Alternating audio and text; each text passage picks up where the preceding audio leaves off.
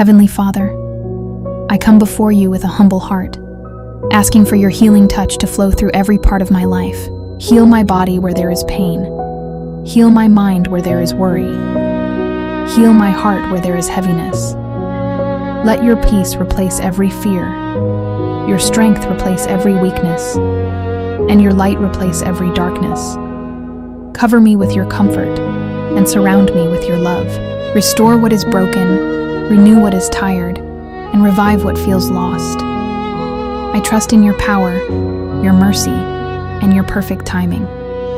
Today, I receive healing, peace, and wholeness. Amen.